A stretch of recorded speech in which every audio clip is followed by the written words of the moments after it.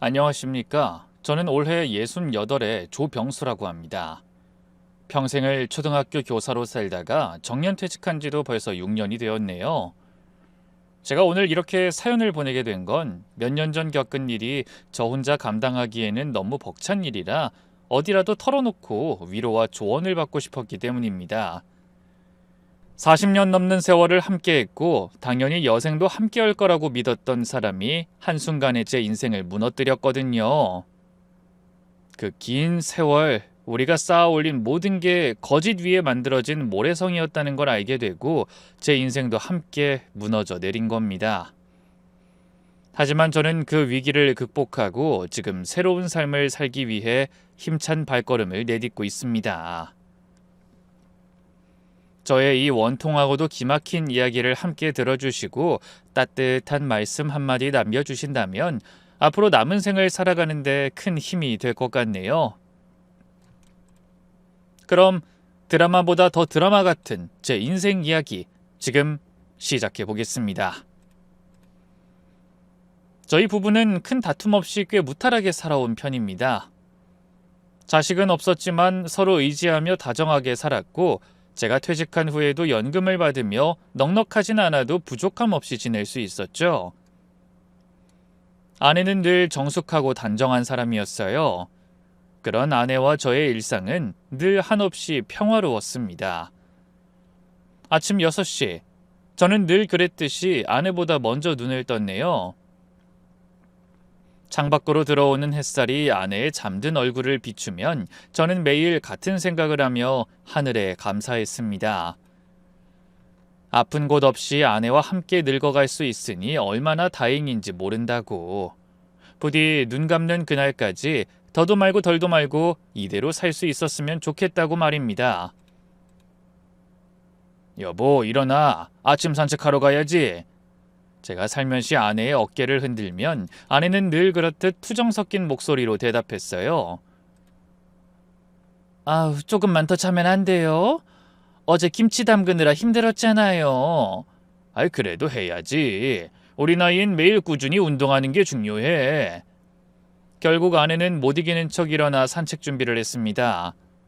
이런 일상적인 실랑이조차도 저에겐 소중한 행복이었네요. 우리 부부는 아파트 뒤편 작은 공원을 한 바퀴 도는 것으로 하루를 시작했습니다.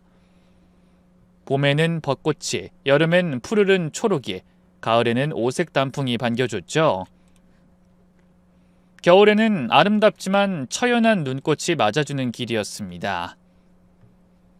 그렇게 사계절을 함께 걸으며 우리는 많은 이야기를 나눴죠. 여보, 옆집 박씨네는 손주가 벌써 5이래요. 막내 손주가 어제 왔는데 얼마나 귀엽던지. 아내가 이런 이야기를 할 때마다 저는 마음이 아팠습니다. 우리 부부에게는 자식이 없었으니까요. 결혼 초반에는 아이를 갖기 위해 노력도 많이 했습니다. 좋다는 한약도 먹어보고 심지어 용하다는 점쟁이까지 찾아갔었죠. 하지만 아이는 끝내 찾아오지 않더군요. 여보, 이 자식이 있으면 좋겠지만 이게 하늘의 뜻이라면 난 그것도 달게 받아들일 수 있어. 우리끼리 충분히 행복할 수 있으니까. 제가 위로하듯 말하면 아내는 씁쓸한 미소를 지으며 제 손을 꼭 잡곤 했습니다. 그렇게 둘이서만 오롯이 40년이 넘는 세월을 살았죠. 솔직히 처음엔 다른 집 자식들을 보면 부러운 마음이 드는 것도 사실이었어요. 하지만 아이 문제로 아내에게 필요 이상의 스트레스를 주고 싶진 않았습니다. 물론 부모님은 생전에 늘 자식 없이 늙어가는 외아들을 안쓰러워하셨지만 그래도 저는 행복하다며 부모님을 안심시켜드렸죠.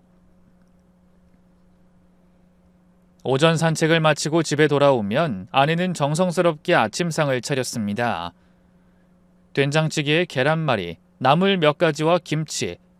특별할 것 없는 반찬이지만 아내의 손맛은 늘 최고였어요. 아침 식사가 마무리되어 갈 때쯤 아내가 말했습니다. 여보, 오늘은 마트 말고 전통시장에 가보는 거 어때요? 그럴까? 그럼 나 텃밭에 물 좀 주고 천천히 출발합시다. 시장 구경하고 오는 길에 점심으로 칼국수 한 그릇씩 먹고 오자고. 퇴직 후 저는 아파트 옥상에 작은 텃밭을 가꾸기 시작했습니다. 상추, 고추, 토마토 같은 것들을 심어 기르는 재미가 쏠쏠했죠. 무엇보다 제가 기른 채소를 아내가 요리해주는 맛도 아주 특별했어요. 그날 점심을 먹고 나서 아내와 함께 동네 재래시장으로 향했습니다. 편리한 대형마트도 좋지만 우리 부부는 정이 넘치는 시장을 더 좋아했어요. 어머, 강 여사님, 오늘도 부부 동반이시네요. 보기 좋아요. 야채가게 아주머니가 반갑게 인사를 건네더군요. 아내는 이것저것 고르며 흥정을 하고 저는 옆에서 장바구니를 들어줬죠. 이런 소소한 일상이 저에게는 큰 행복이었습니다. 생선가게 앞을 지날 때면 아내는 꼭 갈치를 삽니다. 당신 갈치조림 좋아하잖아요. 오늘 갈치는 싱싱한 게 들어왔네요. 당신이 해주는 갈치조림은 최고지. 아무도 못 따라와. 이런 제 말에 아내는 쑥스러워하면서도 기분 좋은 표정을 지었습니다. 그렇게 소소한 일상을 나누며 우리 부부는 검은 머리에 하얗게 서리가 내리도록 40년을 함께했어요. 장을 보고 집에 돌아오면 아내는 부엌에서 저녁 준비를 하고 저는 거실에서 TV를 보거나 가끔 아내를 돕기도 했죠. 그러다 아내가 콧노래를 부르는 소리가 들리면 저도 모르게 미소가 지어집니다. 비록 자식은 없지만 우리 둘만의 작은 세계로도 충분히 행복했거든요. 어디 그뿐인가요? 주말이면 가끔 근교로 드라이브를 가기도 했어요. 젊을 때는 해외여행도 많이 다녔지만 노년엔 가까운 곳을 둘러보는 것만으로도 충분했습니다. 여보, 우리 다음 주엔 춘천 가요. 닭갈비도 먹고 오랜만에 소양강도 구경하고. 좋아. 날씨도 선선하니 드라이브하기 딱 좋겠네. 그렇게 소박한 하루하루가 우리 부부의 행복이고 낙이었습니다. 돌이켜보면 그때가 아내와의 결혼 생활 중에 가장 행복한 시간이었던 것 같아요. 아내와 함께하는 모든 순간은 소중했고 앞으로도 그런 날들이 계속될 것이라고 믿어 의심치 않았거든요. 하지만 인생이란 것이 늘 우리의 예상대로 흘러가진 않더군요. 그 평화로운 일상에 균열이 생기기 시작한 것은 바로 그 이상한 전화 한 통 때문이었습니다. 사실 저는 노년이 되면서 전립선 비대증이 생겼어요. 그래서 밤에 화장실을 자주 가는 편이죠. 그렇게 한번 깨고 나면 다시 잠들기도 쉽지 않아서 새벽에 뒤척이는 게 일상이 됐습니다. 반면 아내는 제가 화장실 가는 소리에도 깨지 않을 정도로 깊이 잠드는 편이었어요. 그러니 서로 수면을 방해되지 않아 다행이라고 생각했죠. 그때는 늘 한결같이 평화롭던 11월 중순의 어느 새벽이었습니다. 창밖으로는 찬바람이 불고 있었고 모두가 잠든 아파트 단지는 고요하기만 했어요. 저는 그날도 새벽에 자다 요일을 느껴 눈을 떴네요. 시계를 보니 2시 반쯤 화장실에 다녀와 다시 침대에 누웠죠. 그런데 잠이 오질 않았습니다. 옆에서 아내의 고른 숨소리가 들렸고 시계 추침 소리만이 방 안에 울려 퍼졌네요. 그래서 침대에 누운 채 천장을 바라보며 이런저런 생각을 하고 있었습니다. 다음에는 텃밭에 어떤 걸 심을지, 여행은 어디로 갈지 그런 소소한 생각들이었죠. 바로 그때였습니다. 새벽 3시 정각, 침대 옆 협탁에서 진동음이 울렸습니다. 윙윙 하는 진동음이 조용한 방 안에 꽤 크게 들렸죠. 처음엔 제 핸드폰인 줄 알았어요. 알람을 잘못 맞춰놨나 싶어서 손을 뻗었는데 제 핸드폰은 조용하더군요. 전화가 울린 건 바로 아내의 핸드폰이었습니다. 진동이 한 번, 두 번 멈추지 않고 계속됐어요. 저는 아내를 봤지만 여전히 깊이 잠들어 있었죠. 평소 아내는 한 번 잠들면 웬만해선 깨지 않습니다. 어릴 때부터 그랬다고 하더군요. 그러다 3번째 진동이 울렸습니다. 저는 걱정이 되기 시작했어요. 이 시간에 누가 전화를 하는 거지? 혹시 무슨 급한 일 생긴 건 아닐까? 나이가 나이인지라 친척이나 지인 중에 누가 아프거나 하는 일이 종종 있거든요.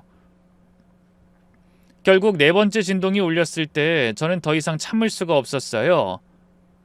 그래서 조심스럽게 몸을 일으켜 아내의 핸드폰을 집어들었죠. 불이 들어온 화면에는 낯선 번호가 떠 있었습니다. 아무 이름도 나오지 않는 걸 보니 저장되어 있지 않은 번호였어요. 저는 잠시 망설였습니다. 아무리 부부라고 해도 아내의 핸드폰을 마음대로 받으려니 좀 마음에 걸렸죠. 하지만 계속 울리는 진동음을 무시할 수가 없었습니다. 혹시라도 정말 급한 일이면 어쩌나 싶었거든요. 저는 핸드폰을 들고 살며시 일어나 침실문을 열고 거실로 나갔습니다. 아내를 깨우고 싶지 않았거든요. 발걸음을 옮기며 통화 버튼을 누르고 최대한 조용히 말했어요. 여보세요? 새벽에 갑자기 일어나서 그런지 목이 잠겨 쉰 소리가 나왔습니다. 그런데 순간 전화기 너머에서 거친 숨소리가 들리더군요. 그러더니 이내 굵은 남자 목소리가 들려왔습니다. 야, 이 아줌마야! 왜 이렇게 전화를 안 받아? 짜증나니까 아무 말도 하지 말고 내가 시키는 대로 해. 당장 돈 가지고 내가 말하는 곳으로 오란 말이야! 저는 순간 얼어붙었습니다. 새벽 시간에 한두 번도 아니고 4번이나 전화를 걸어 대뜸 아줌마라며 짜증을 내는 상대가 누군지 의아했죠. 저 어디다 전화를 거신 거죠? 이건 강미자 씨 핸드폰입니다만. 그 순간 상대방의 목소리가 갑자기 바뀌었습니다. 아, 잘못 걸었네요. 그러더니 황급히 전화를 끊더군요. 저는 전화를 끊고 황당한 기분으로 한동안 잠들지 못했습니다. 이게 말로만 듣던 그 보이스피싱일 거라고 생각했죠. 만약 아내처럼 심약한 여자가 전화를 받았다면 겁먹고 그냥 요구를 들어주지 않을까 걱정이 됐습니다. 그래서 그날 아내가 잠에서 깨어나 거실로 나왔을 때 저는 새벽에 있었던 일을 이야기했어요. 여보, 당신 전화로 이상한 연락이 왔어. 암만 자세히 들어봐도 모르는 목소리인데 이 말하는 게 보이스피싱이 틀림없더라고. 조심해야겠어. 이상한 전화요? 무슨 내용이었는데요? 아내도 걱정스러운지 대번에 낯빛이 어두워지더군요. 어떤 남자가 대뜸 돈을 준비하라고 하더라고. 요즘 사기꾼들은 잠도 없나 봐, 그 새벽에. 그러게요. 나도 조심할게요. 아내는 애써 웃으며 말했지만 왠지 불안해 보였습니다. 역시 보이스피싱 전화에 놀란 것 같더군요. 아마 어디선가 개인정보가 유출된 모양이야. 앞으로 모르는 번호로 전화 오면 절대 받지 마. 특히 돈 얘기 나오면 바로 끊어버려. 알겠어요, 여보. 걱정하지 말아요. 아내는 그렇게 대답했지만 표정은 계속 어두워 보였어요. 저는 너무 겁을 준 것 같아 다시 아내를 안심시켜야 했네요. 괜찮아. 우리가 조심하면 돼. 요즘 경찰에서도 이런 사기꾼들 많이 잡는다니까 조심하자는 거지. 너무 걱정할 건 없어. 근데 그날 이후로 아내의 행동이 조금씩 이상해지기 시작했어요. 평소보다 말수가 줄어들었고 노상 핸드폰만 들여다보더군요. 그러더니 가끔 혼자 깊은 생각에 빠져있는 모습을 보이기도 했습니다. 그래서 제가 걱정스럽게 물으면 아니에요, 괜찮아요 하면서도 표정은 밝지 않았어요. 아마 어딘가에 개인정보가 누출됐다는 생각에 스트레스를 받나 보다 생각했습니다. 평소 소심하고 예민한 아내의 성격을 생각하면 그러고도 남을 것 같더군요. 그래서 저는 곁에서 아내를 더 많이 챙겨주려고 노력했습니다. 잠시라도 혼자 두지 않고 가능한 곁에 늘 함께하려고 했죠. 그때만 해도 저는 정말 몰랐습니다. 아내에게 걸려온 전화가 단순한 보이스피싱보다 더 어마어마한 무언가를 숨긴 전화였다는 걸 말입니다. 하지만 제가 아내에게 아무리 신경을 써도 그 전화 사건 이후 아내의 행동은 점점 더 이상해졌습니다. 평소 같으면 저와 함께 뒷산 산책을 나가곤 할 시간에도 이런저런 핑계를 대며 나가려 하지 않았어요. 그러면서 자꾸 핸드폰에 집착하는 모습을 보였죠. 화장실 갈 때도 잠깐 마당에 빨래 널러 갈 때도 꼭 핸드폰을 가져가는 겁니다. 저는 전에 없던 아내의 행동이 이상해서 물었습니다. 여보, 핸드폰을 왜 그렇게 끼고 다녀? 아, 그냥 혹시 중요한 전화 올까 봐서요. 그렇게 말했지만 표정이 영 어색했어요. 제가 40년을 함께 산 아내의 표정을 모를 리가 없었죠. 언뜻 봐도 아내가 뭔가 감추고 있다는 걸 알 수 있었네요. 그런데 진짜 충격적인 일은 한 달 후에 일어났습니다. 저는 매달 초에 은행에 가서 연금 통장을 정리하는 습관이 있어요. 생활비 계획도 세우고 얼마나 모였는지도 확인하고요. 그날도 평소처럼 은행에 가서 기분 좋게 통장을 확인하다 그만 깜짝 놀라고 말았습니다. 제 연금 계좌에서 지속적으로 고액이 빠져나가고 있었어요. 300만 원, 200만 원, 150만 원, 다시 300만 원. 한 달 사이에 거의 1000만 원에 가까운 돈이 빠져나갔더라고요. 저는 눈을 동그랗게 뜨고 직원에게 물었습니다. 이게 뭔가요? 그러자 은행 직원이 자동화 기기에서 출금한 기록이라고 하더군요. 그런데 아무리 생각해도 저는 입출금 기기에서 그렇게 큰 돈을 출금한 기억이 없는 겁니다. 아내와 생활비 써봐야 뭐 소소하게 장 보는 게 단데 그렇게 큰 돈이 한 번에 필요한 적도 없었고요. 제가 당황한 듯 보이자 직원이 눈치를 살피더니 이렇게 물었네요. 혹시 카드 잃어버리신 적 있으세요? 아니요, 카드는 여기 있는데. 지갑을 확인해보니 제 카드는 그대로 있었어요. 제가 영문을 모르겠다고 하자 은행 직원이 CCTV를 확인해보자고 하더군요. 그런데 CCTV에 찍힌 모습을 보고 저는 더 큰 충격을 받았습니다. 돈을 출금한 사람이 다름 아닌 제 아내였기 때문이죠. 이건 우리 집사람인데. 그럼 사모님이 출금하신 거네요. 별 문제 없으신 거죠? 은행 직원은 안심이라는 듯 말했지만 저는 그 상황이 이해 안 되긴 마찬가지였어요. 아내가 왜 저 몰래 이렇게 큰 돈을 뺀 건지, 그것도 어쩌다 한 번이 아닌 몇 번이나 꾸준히 그랬다는 게 너무 큰 충격이었습니다. 평소에 늘 그렇게 붙어 다녔는데 어느 틈에 저에게 비밀을 만들고 혼자서 통장에까지 손을 댔다고 하니 어이가 없더라고요. 그날 저는 집에 돌아와 두통이 있으니 깨우지 말라고 한 뒤 방문을 걸어 잠그고 옷장을 열어 다른 통장들도 확인했습니다. 그랬더니 더 큰 문제가 기다리고 있더라고요. 제가 20년 동안 넣어온 보험이 중도 해지돼 있었던 거예요. 게다가 해지 환급금이 입금됐다가 바로 그날 전액 인출돼 감쪽같이 사라진 겁니다. 저는 황당해서 저도 모르게 혼잣말했습니다. 아니, 이게 대체 어떻게 된 거지? 순간 무서운 생각이 들더군요. 그런 짓을 할 사람은 단 한 사람뿐이었어요. 우리 집 서랍에 있는 제 도장과 신분증을 마음대로 쓸 수 있는 사람, 오직 아내뿐이었죠. 하지만 설마 40년을 함께 살아온 아내가 그런 짓을 했다는 걸 도저히 믿을 수가 없었네요. 그날 밤, 저는 저녁 차리는 아내에게 직접 물어봤습니다. 가능한 한 아무렇지 않게 보이려고 노력했는데 목소리가 좀 떨리더군요. 여보, 내 연금 통장에서 돈이 많이 빠져나갔던데 혹시 뭐 급한 일 있었어? 그 말에 아내의 얼굴이 순간 하얗게 질렸어요. 그러더니 바로 이러는 겁니다. 그게 내가 잠깐 썼어요. 뭐? 아니, 무슨 일로? 1000만 원 가까운 돈을 그것도 나한테 말도 없이 썼어? 당신 요즘 부쩍 바빠 보이는 것도 그렇고 혹시... 제가 눈을 가늘게 뜨고 자기를 의심하는 것 같아 보이자 아내도 얼굴이 딱딱하게 굳는 게 보이더군요. 혹시 뭐요? 혹시 다단계 같은 거에 빠져서 정신없이 물건 사들이는 거 아니야? 어머, 아니에요. 그런 거 아니고 친구가 급히 돈이 필요하다고 해서 잠깐 빌려줬어요. 너무 급하다고 해서 어쩔 수 없이. 미안해요. 근데 곧 갚는다고 했어요. 어떤 친구? 나도 아는 사람이야? 아니에요. 아주 옛날 친구라 당신은 몰라요. 아니, 아무리 그렇다고 나한텐 상의도 없이 1000만 원이나 되는 큰 돈을 그냥 빌려줬다고? 그것도 당신이? 아내는 점점 말을 더듬기 시작했어요.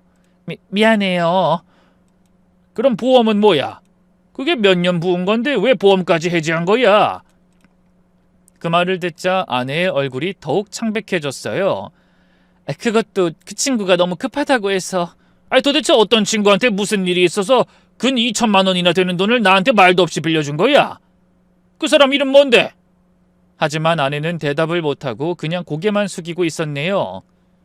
뭔가 숨기는 게 분명했는데 아내는 연신 미안하다고만 할 뿐 그 돈이 어디로 갔는진 정확히 말하지 못했어요. 그 다음 날부터 저는 아내를 유심히 지켜봤습니다. 뭔가 이상한 일이 벌어지고 있는 게 분명했거든요. 40년을 함께 살면서 그런 적은 처음이었어요. 며칠 후 아내는 슬슬 제 눈치를 보더니 마트에 다녀온다며 꽁지가 빠지게 나갔어요. 제가 얼른 따라 나서며 말했죠. 오늘은 마트 가게? 잠깐만 기다려. 나 옷만 갈아입고 같이 시장으로 가지 뭐. 아니에요. 그냥 혼자 다녀올게요. 아니 왜? 요즘 통같이 산책도 안 가면서 마트도 계속 혼자 다니네. 그냥 얼른 필요한 것만 빨리 사오려고 그래요. 다녀올게요. 아내가 나간 후 저는 혼자 집에 남아 생각에 잠겼어요. 대체 무슨 일이 벌어지고 있는 건지. 생전 그런 적 없던 아내가 몰래 제 도장과 통장을 가지고 돈을 찾질 않나. 보험까지 해지하고. 정말 황당하고 이유를 모르겠더라고요. 그때 제 머릿속으로 몇 달 전 아내 핸드폰으로 걸려온 보이스피싱 전화가 생각났어요. 그때 아내의 표정이 어두웠던 게 혹시 이미 사기를 당한 후가 아니었을지 의심이 가기 시작했죠. 세상 물정 모르고 착하기만 한 아내가 혹시 못돼 먹은 사기꾼 일당에게 걸려서 돈을 탕진하며 두려움에 떨고 있는 게 아닌지 너무나 걱정이 되기 시작했어요. 저는 더 이상 그 상황을 그냥 둘 수 없다는 생각이 들었네요. 돈도 돈이지만 제 소중한 아내가 저에게 말도 못하고 누군가에게 협박당하고 있다면 해결할 사람은 저뿐이었죠. 40년간 저만 믿고 살아온 순진한 아내를 보호하는 게 남편의 도리 아니겠어요? 그러면서 또 아내가 수상한 외출을 하면 그땐 반드시 따라가 보기로 결심했네요. 아내에게는 정말 절실하게 제 도움이 필요할지도 모를 일이었어요. 그런데 며칠 후 아내가 또 혼자 외출하겠다며 급하게 나가더라고요. 그래서 저도 아내가 나가자마자 옷을 대충 걸치고 바로 따라 나갔습니다. 잠시 후 핸드폰으로 제 계좌에서 500만 원이 인출됐다는 문자 메시지가 도착했어요. 지난번 은행에 다녀오면서 입출금을 알리는 문자 알림 서비스를 신청했거든요. 저는 올 것이 왔다는 생각으로 핸드백을 가슴에 안고 조심스럽게 어딘가로 향하는 아내를 따라갔습니다. 그랬더니 아내가 택시를 타고 20여 분 떨어진 한적한 동네의 카페로 들어가더군요. 저는 차마 그 안으로 들어가진 못하고 카페 밖에서 창문을 통해 안을 들여다봤습니다. 아내는 구석자리에 앉아 누군가를 기다리는 것 같았죠. 그리고 잠시 후 한 남자가 나타났습니다. 험상궂게 생긴 40대 중반쯤으로 보이는 남자였어요. 팔뚝엔 문신이 가득했고 걸음걸이도 불량해 보였습니다. 그 남자가 아내 앞에 앉아 아내를 기다렸다는 듯 핸드백을 열더니 준비해온 봉투를 건네더라고요. 저는 아내가 왜 그런 깡패 같은 남자에게 돈을 주는 건지 이유를 모르겠더군요. 앞만 봐도 역시 범죄의 냄새가 나는 것 같았어요. 헌데 봉투를 받아든 남자가 내용물을 확인하더니 대뜸 아내에게 소리소리 지르는 게 아니겠어요? 그런 남자에게 아내는 반항 한번 하지 못하고 고개를 숙인 채 뭔가를 사정하고 있더군요. 그때였어요. 남자가 분을 이기지 못했는지 갑자기 테이블을 내려치더니 아내의 손목을 잡고 위협적으로 소리치는 듯 했습니다. 저는 더는 그 모습을 가만히 지켜보고 있을 수가 없더군요. 맘 같아선 당장 뛰어들어가 아내를 구하고 싶었어요. 하지만 상대는 한눈에 봐도 불량해 보이는 젊은 남자였기에 저는 얼른 상황 파악을 끝내고 서둘러 경찰에게 연락했습니다. 아내가 분명 험악한 사기꾼이나 불량배에게 휘둘리고 있다고 생각했거든요. 112입니까? 지금 제 아내가 보이스피싱범으로 보이는 사람한테 협박당하고 있습니다. 빨리 와주세요. 저는 급히 카페 이름과 위치를 알려주고 경찰을 기다렸습니다. 하지만 그 사이 남자는 봉투를 들고 카페를 나가버렸고 아내는 한참을 멍하니 앉아있다 자리에서 일어났네요. 경찰이 도착했을 때는 이미 남자는 사라진 뒤였습니다. 하지만 카페 CCTV가 있으니 잡을 수 있을 거라고 하더군요. 아내는 갑작스러운 경찰의 등장에 당황하더니 절 보고는 더 기겁하며 소리쳤어요. 여보, 여기 어떻게... 여보, 괜찮아. 그 나쁜 자식이 무슨 짓을 한 거야? 아니, 그게 여보, 그런 게 아니라... 괜찮아. 이제 더 이상 걱정 안 해도 돼. 그동안 얼마나 힘들었어. 그 인간이 뭘로 당신을 협박한 거야? 하지만 아내는 경찰서로 이동하면서도 계속 무언가를 숨기려 했습니다. 하지만 전 확신했어요. 아내가 분명 질 나쁜 사기꾼이나 보이스피싱범에게 당하고 있다고 말이죠. 그래서 차마 저에게도 말을 못하고 혼자 해결하려다 이지연이 된 거라고 말입니다. 걱정하지 마, 여보. 이제 경찰이 다 해결해 줄 거야. 그 나쁜 놈들 꼭 잡을 거라고. 저는 아내의 손을 꼭 잡으며 위로했어요. 역시나 얼마나 놀랐는지 아내는 손을 사시나무 떨듯 떨고 있더라고요. 잠시 후 경찰서에 도착해서 본격적인 조사가 시작됐습니다. 저는 전에 받은 이상한 전화며 아내가 지속적으로 돈을 출금한 것들을 다 말하며 지속적인 협박이나 갈취가 있었을 거라고 확신했죠. 분명 보이스피싱이나 조직적인 사기 범죄입니다. 제 아내를 협박해서 돈을 뜯어간 거라고요. 하지만 여기저기서 서류를 받아 확인하고 전화 연락을 받고 돌아온 담당 형사의 표정이 좀 이상했습니다. 뭔가 석연치 않은 얼굴 같기도 하고 어딘지 난처해 보이는 얼굴 같기도 했어요. 그러더니 잠시 후 제 인생에서 가장 충격적인 진실을 털어놨습니다. 형사는 무거운 표정으로 저를 별도의 공간으로 부르더니 뭔가 말하기 어려운 것을 전해야 하는 사람처럼 쉽게 입을 열지 못했어요. 그러더니 한숨 쉬며 이렇게 운을 떼더군요. 결론부터 말씀드리자면 그 남자는 보이스피싱범이 아닙니다. 네? 그럼 대체 누구란 말입니까? 왜 제 아내를 협박하고 돈을 뺏어간 거예요? 제 아내는 분명히 그 남자한테 협박당한 게 틀림없다고요. 형사는 잠시 망설이다가 파일을 하나 꺼냈습니다. 거기엔 그 남자의 신상 명세가 적혀 있었죠. 이름은 김진수, 45세, 전과 3범으로 주로 폭행과 사기로 복역했던 인물입니다. 저는 형사의 말을 듣고 확신의 얼굴로 고개를 끄덕였습니다. 그럴 줄 알았습니다.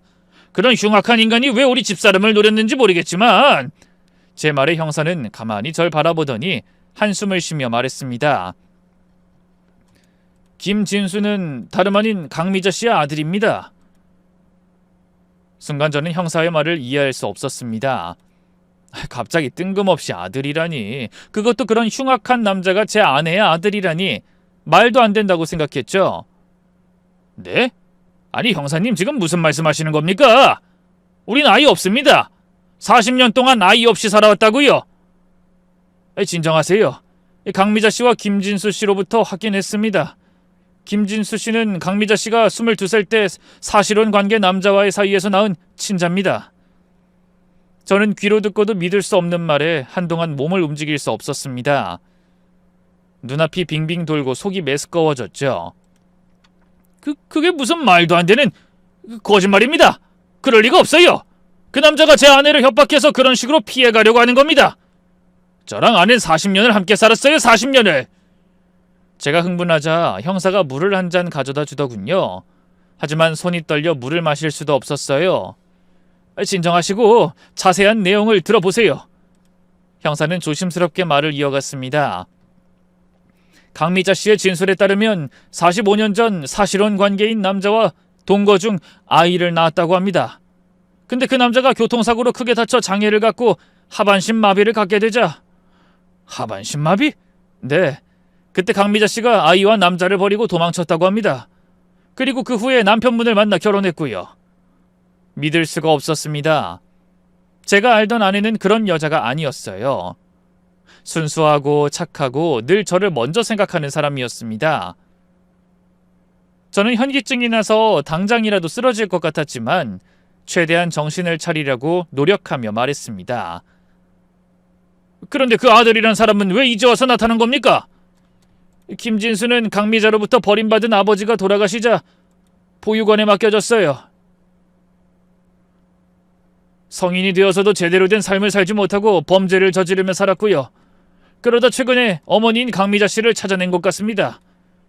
형사는 잠시 말을 멈췄다가 이어갔습니다. 그때부터 돈을 요구하기 시작했답니다. 처음에는 몇십만 원부터 시작해서 점점 액수를 늘려갔고 거부하면 남편분에게 과거를 폭로하겠다고 협박한 거죠. 저는 주먹을 불끈 쥐었습니다. 분노와 배신감, 슬픔이 뒤섞여 가슴이 터질 것 같더군요. 그래서 돈이 필요했던 거군요. 네. 아내를 만나야겠습니다. 저는 직접 아내를 보고 묻고 싶었습니다. 왜 저를 속였는지, 40년이라는 긴 시간 동안 어떻게 그런 엄청난 비밀을 가슴속에 묻고 살았는지, 죽는 순간까지도 거짓으로 살다 가려고 했는지. 잠시 후 제가 조사실로 들어갔을 때 아내는 퉁퉁 부은 눈으로 절 바라보다 고개를 떨구며 말했어요. 여보, 미안해요. 정말 미안해요. 아내는 울면서 사과했지만 저는 아무 말도 할 수 없었습니다.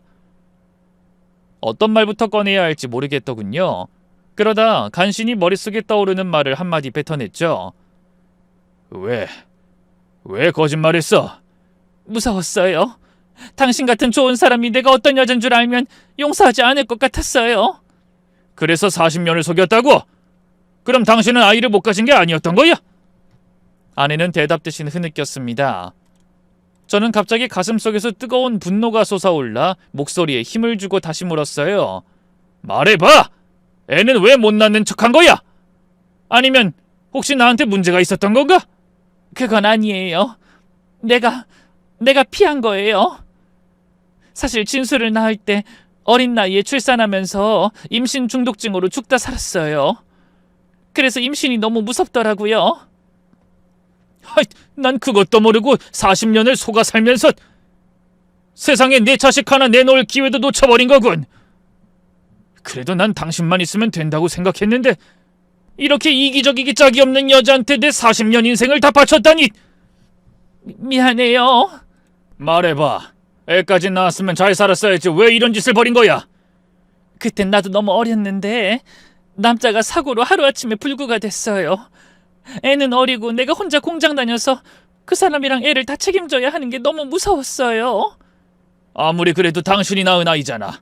어떻게 핏줄을 버릴 수가 있어? 하지만 아내는 그 말에 아무 대답도 하지 못했어요. 저는 그런 아내를 바라봤습니다.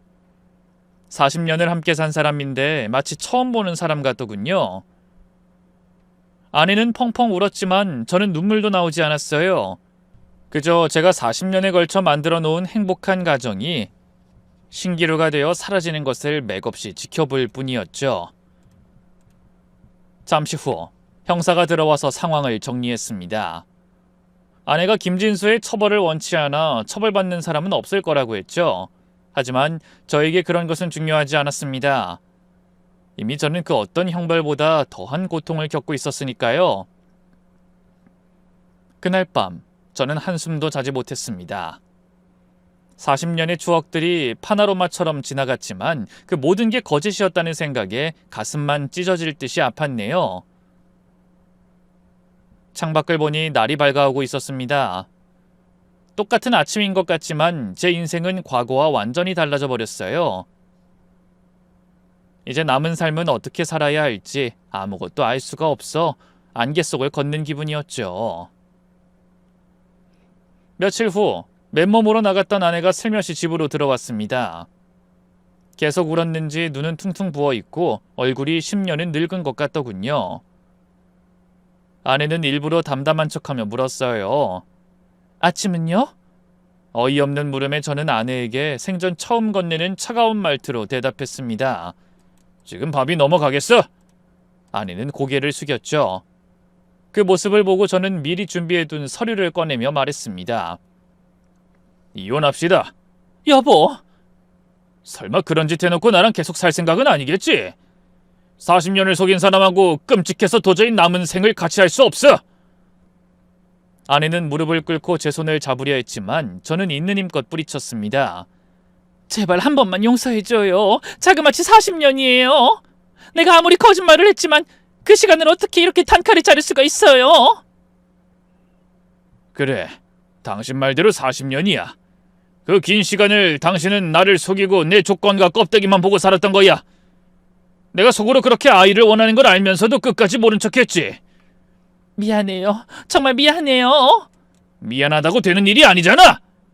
당신은 내 인생을 통째로 아무것도 아닌 걸로 만들었어. 저는 분노를 억누르며 말을 이어갔습니다. 당신이 정말 사죄하고 싶다면 나 대신 당신이 낳아서 버린 그 아이한테나 사죄하면서 살아. 어쨌든 그 애도 피해자니까. 난 이제 당신이 어떤 말로 사과를 해도 듣고 싶지 않아. 나한테 조금이라도 미안한 마음이 있다면 당장 이 집에서 나가서 다시는 내 앞에 나타나지 마. 그 애는 앞으로도 계속 돈을 요구할 거예요. 이번엔 차마 처벌받게 하지 못했지만 당신도 없이 내가 어떻게 그 애를 감당해요? 뭐야, 끝까지 뻔뻔하고 이기적이구만. 그럼 나더러 당신이 버린 아들이 계속 내 돈을 축내는 걸 참고 지켜보란 말이야. 아니 그런 게 아니라 무조건 잘못했어요. 한 번만, 제발 한 번만 용서해줘요. 아내는 울면서 애원했지만 제 마음은 이미 돌처럼 굳어버렸습니다. 배신감과 분노 그리고 허탈함이 뒤섞여 도저히 아내의 얼굴을 보고 살 수가 없겠더라고요. 결국 그로부터 한 달 후 저와 아내는 남이 되었습니다. 맘 같아서는 땡전 한 푼 주고 싶지 않았지만 결혼 생활이 길었던 만큼 아무리 아내에게 유책 사유가 있다고 해도 아주 재산 분할을 해주지 않을 순 없더군요. 그래서 함께 살던 아파트를 팔아 반으로 나누고 저는 원룸을 얻어 혼자 살게 됐습니다. 비록 40년 세월을 속은 건 생각할수록 치가 떨리지만 그렇다고 아내가 길바닥에 나앉으면 마음이 편할 것 같지도 않더군요. 그래서 그냥 속 끓이지 않고 깔끔하게 재산의 절반 가까운 금액을 떼어주고 깨끗하게 남이 됐죠. 처음엔 혼자 살아야 하는 생활에 모든 게 어색했습니다. 40년 만에 혼자 자고 혼자 밥을 먹고 혼자 TV를 보는 것이 낯설고 외로웠죠. 가끔 오래된 습관 때문에 아내를 부르다 혼자 쓴웃음을 지기도 했네요. 아침에 눈을 뜨면 옆자리가 텅 비어 있는 것이 이상했고 혼자 먹는 밥은 아무 맛도 느껴지지 않았어요. 하지만 그런 생활도 1년이 넘어가며 차츰 적응이 되더군요. 그러던 어느 날 뜻밖의 전화 한 통을 받게 됐습니다. 아내의 친한 친구였죠. 저 미자가 많이 아파요. 한 번만 와서 봐주시면 안 될까요? 병수 씨를 딱 한 번만 만나고 싶다고 하네요. 난 그럴 생각 없습니다. 벌써 헤어진 지 1년이 넘었는데. 미자가 췌장암이래요. 가망이 없을 것 같아요. 헤어지면서 재산 분할 받은 돈은 진즉에 그 망나니 같은 아들이 다 뺏어가고 혼자 설거지하며 고시원 전전하느라 발견이 늦어진 모양이에요. 그 말에 저는 잠시 망설였습니다. 처음에는 절대 보고 싶지 않았지만 무서운 게 세월이고 정이라고 이 마지막일지도 모르는 부탁을 거절할 수가 없더라고요. 그래서 결국 무거운 발걸음을 옮겨 병원으로 향했습니다. 병실에 누워있는 아내는 1년 만에 완전히 다른 사람이 됐더군요. 나이에 비해 탄력 있고 빛나던 얼굴은 뼈만 남았고 머리카락도 거의 다 빠진 것 같았습니다. 여보. 아내가 절 힘없이 부르더군요. 하지만 전 대답하지 않고 그저 멀리서 바라만 봤습니다. 미안해요. 정말 미안해요. 죽기 전에 당신 얼굴 한번 보고 싶었어요. 무슨 소리? 죽긴 왜 죽어? 말은 그렇게 했지만 아내의 상태는 정말 심각해 보였어요. 아직까지 숨이 붙어 있다는 게 신기할 정도로 처참한 모습이었죠. 아내는 힘겹게 입을 열었습니다. 난 이렇게 벌을 받게 됐네요. 그땐 내가 무슨 짓을 저지르는지도 잘 몰랐어요. 내 인생이니 내 행복을 위해서만 살면 된다고 생각했거든요. 나한테 버림받고 죽어간 남자가 불쌍하다는 생각도, 평생을 나한테 속고 사는 당신한테 미안하다는 생각도 사실 별로 안 했던 것 같아요. 아내의 눈에서 눈물이 흘렀습니다.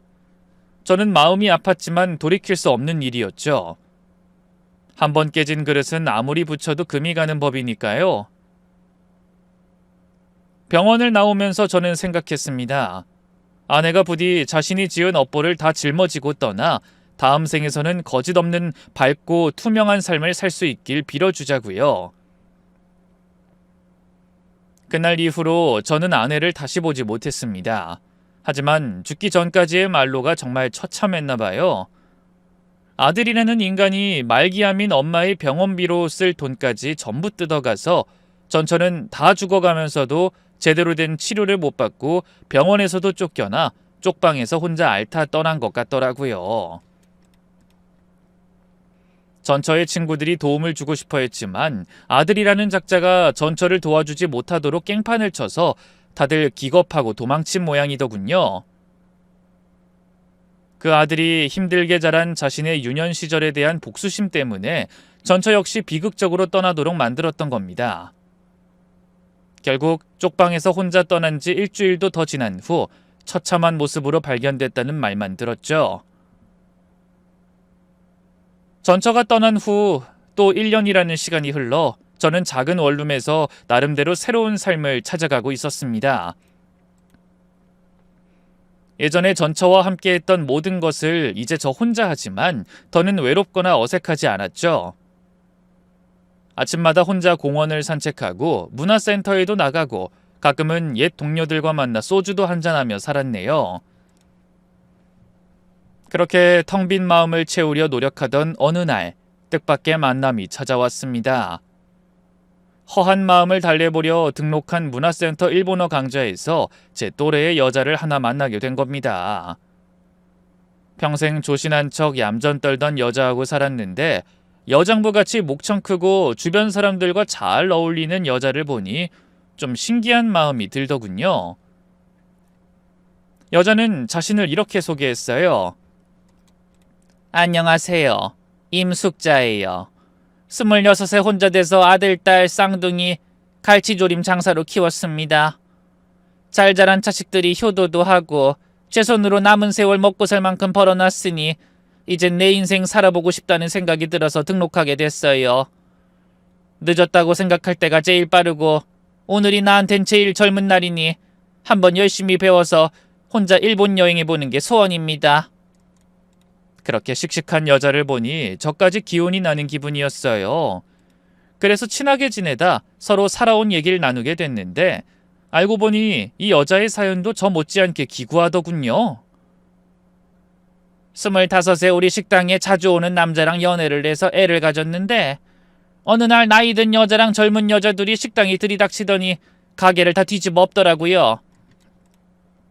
알고 보니 총각이라는 남자가 애 둘 가진 유부남이었어요. 그래서 그 남자 장모랑 마누라가 찾아온 거죠. 내가 돈 없는 건 참고 못돼 먹은 건 참아도 거짓말하는 건 못 참겠더라고요. 그래서 다음날 바로 식당 정리하고 숨어서 혼자 애 낳았어요. 그랬더니 낳아놓고 보니 또 쌍둥이더라고요. 그때부터 애들 위해서만 살았어요. 그러면서 애들한테 이거 한 가지만 지키라고 가르쳤죠. 절대 거짓말하지 말고 살라고요. 아이 저런, 왜 어떻게 그런 남자를 다 만났어요? 그러게 말이에요. 10길 물속은 알아도 1길 사람 속은 모른다잖아요. 사람한테 그렇게 크게 데이고 나니까 다시 믿는 게 쉽지가 않더라고요. 그런 넋두리에 저도 모르게 가슴속에 간직한 제 얘기도 털어놓게 됐습니다. 알고 보니 저희 두 사람은 믿었던 사람의 거짓말에 속아 한으로 가득한 세월을 살았다는 공통점이 있더군요. 그 일을 계기로 저희는 점점 가까워지고 나중에는 함께 등산도 하고 영화도 보고 맛있는 식당도 다니는 사이가 됐습니다. 40년간 전처와 함께했던 시간보다 숙자 씨와 함께하는 몇 개월이 훨씬 즐겁게 느껴졌어요. 전처는 제가 뭔가 계속 챙겨줘야 하고 마음 써줘야 하는 존재였지만 숙자 씨는 제가 말하지 않아도 제 마음을 잘 알아주고 살펴주더군요. 그렇게 반년이 흐르고 저는 숙자 씨와 정식으로 연인 관계가 되었고 함께 여행도 다니며 행복한 시간을 보내게 됐습니다. 이제야 진짜 내 인생이 시작되는 것 같아요. 숙자 씨에게 그렇게 말하며 저는 정말 행복했습니다. 40년을 속았다는 울분도 다 잊혀질 만큼 하루하루가 새롭고 즐거웠죠. 68에 새로운 사랑을 시작한다는 게 이상할 수도 있지만 열정과 마음만큼은 젊은이들 못지 않았네요. 그러다 또 6개월이 흘렀고 저희는 조용히 살림을 합치게 됐습니다. 처음 숙자 씨의 자식들을 만나는 날 저는 너무나 긴장돼 손에 땀이 흥건했어요.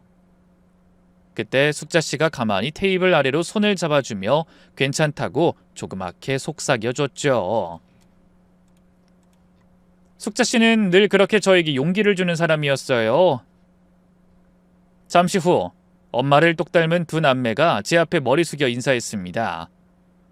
미소가 선해 보이는 두 아이가 제 앞에 앉아 이렇게 말했네요. 안녕하세요. 정연이라고 불러주세요. 저희 엄마 평생 외롭게 사셔서 딸로서 곁에서 보기 참 안타까웠는데 이렇게 좋은 분 만나게 돼서 얼마나 다행인지 모르겠어요. 그러게요. 엄마가 저희한테 너무 집착하셔서 힘들었는데 이렇게 새아버지가 생기시니 얼마나 좋은지 몰라요. 두 분 부디 남 눈치 보지 마시고 하고 싶은 거 다 하시면서 행복한 제2의 인생 보내세요. 축하드려요. 전 아버지랑 목욕탕 가는 게 꿈이었는데 이젠 너무 늦어버리긴 했지만 저랑 사우나 한번 같이 가주세요, 아버지. 그 말에 저는 어안이 벙벙해 숙자 씨와 아이들을 번갈아 바라봤습니다. 아버지? 그러자 숙자 씨가 방긋 웃으며 말했죠. 아이, 뭘 그렇게 놀라요. 우리가 결혼하면 얘들이 당연히 당신 아들, 딸이 되는 거죠? 그런가? 당연하죠.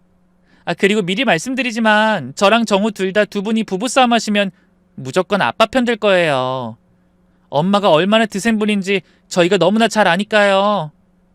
그러니까 혹시 엄마가 바가지 긁으시면 아무 때나 저희한테 전화하셔서 구조 요청하세요, 아빠. 아셨죠? 그렇게 살가운 두 아이의 말에 저는 가슴이 먹먹해지는 기분이었습니다. 평생 자식이라는 건 가져보지 못하고 죽을 줄 알았는데 말년에 좋은 인연과 아들, 딸을 한꺼번에 얻게 된 겁니다. 물론 첫 단추부터 진실한 사람을 만나 평생 해로한다면 그보다 더한 행복은 없을 거예요. 하지만 그렇지 못했다 해도 포기할 일은 아니라는 걸 저는 지금의 안사람을 만나고 알게 됐습니다. 세상엔 여러 종류의 가족들이 있잖아요. 저는 비록 제 자식들과 피를 나눈 사이는 아니지만 지금은 가족이란 이름으로 그 어떤 부모 자식보다 더 끈끈한 정을 나누며 행복하게 하루하루 꿈같은 나날을 보내고 있답니다. 이렇게 되고 보니 떠난 전처에 대한 원망도 다 부질없다는 생각이 들어요. 어쨌든 남은 저는 지금 누구보다 행복한 삶을 살아가고 있으니까요. 그러니 이 사연을 마지막으로 비참하게 떠난 전처의 명복과 새로운 행복을 쌓아가는 저희 가족들의 무탈을 빌고 싶습니다. 부디 여러분도 제 남은 생이 지난 40년의 억울함을 다 지울 만큼 행복으로만 가득 차길 빌어주시겠습니까? 그럼 오늘도 가족 안에서 행복한 밤 맞으시길 바라며 저는 이만 인사드리겠습니다. 긴 사연에 함께해 주셔서 감사합니다.